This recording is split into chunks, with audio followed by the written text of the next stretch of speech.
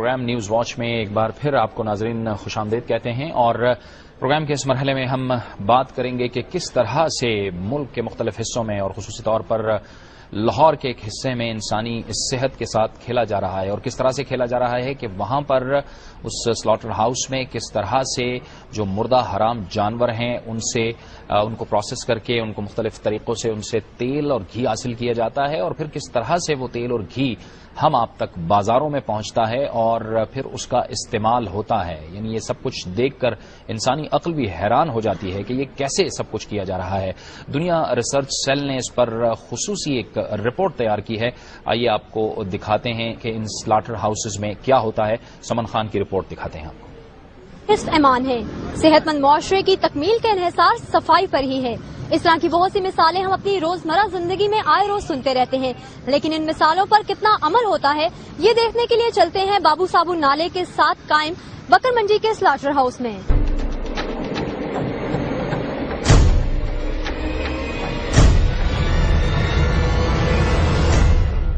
بکرے اور گائے تو ایک جگہ، اگر آپ کا کتا یا گدھا بھی مر جاتا ہے تو اسے فضول مت سمجھیں، بلکہ اس کے مردہ جسم سے بھی پیسے کمائیں۔ یہ پیغام ہے مردہ جانوروں کی چربی سے تیل نکالنے والوں کا۔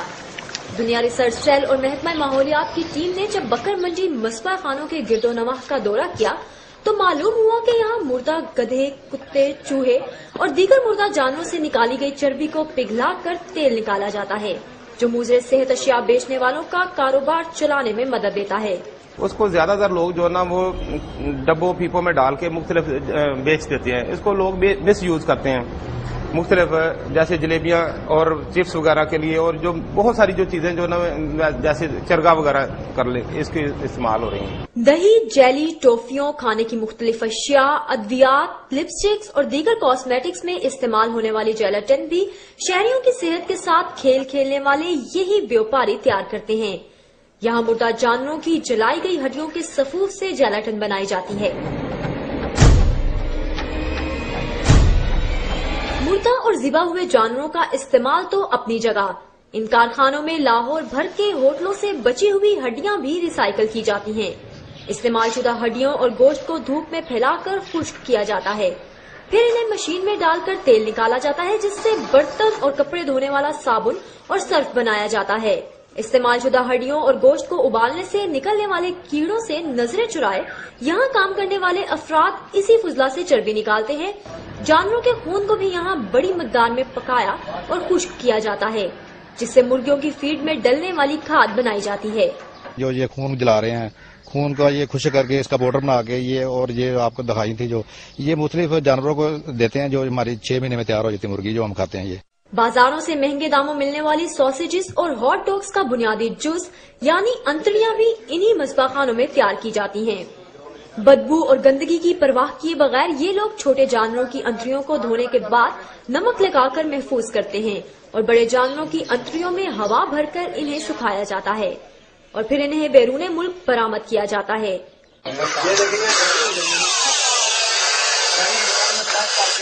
ہم تو کراچی تک کرتے ہیں، کراچی سے پھر وہ باہر بھیجتے ہیں، باہر جاتا ہے سارا مال، یہ وہ پھر قیمہ بھر کے کھاتے ہیں۔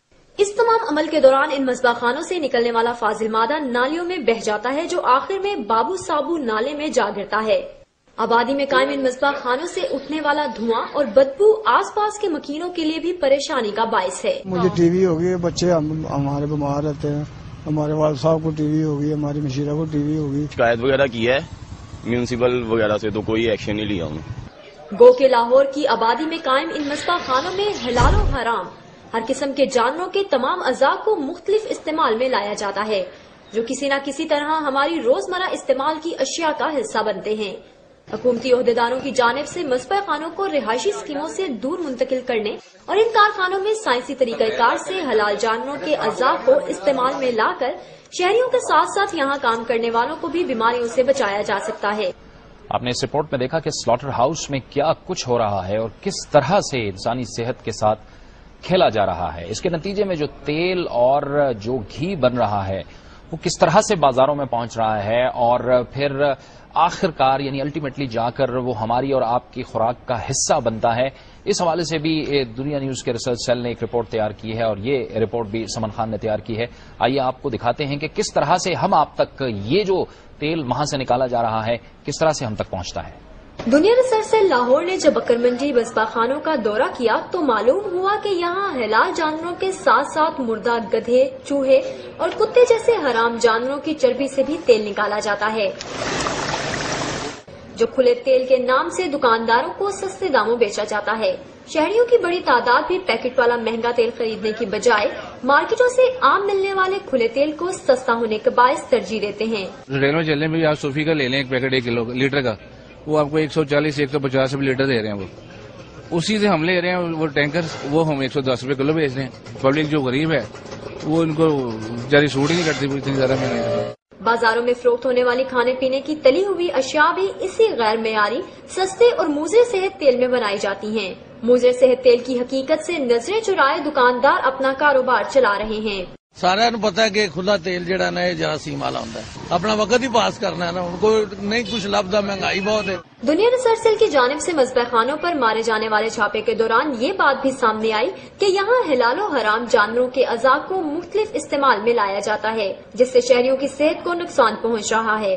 بیسیکلی یہ اتنے جراثیم ہوتے ہیں، یہ جو مردہ چیزیں ہوتی ہیں جس میں جراثیم پھلتے پھولتے ہیں، اور ان کے جو ہے کھانے سے معدے کی آنتوں کی تکلیفیں ہو سکتی ہیں.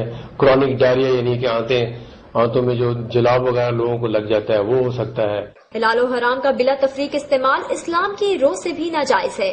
شرعی طور پہ وہ گوشت حرام ہے، اور اس مردار سے جو بھی چربی نکالی جاتی ہے وہ بھی حرام ہے، اور اس کا بیچنا، آگے کھلانا، کھانا، فروخت کرنا، تجارت کرنا یہ شرعی طور پہ حرام ہے.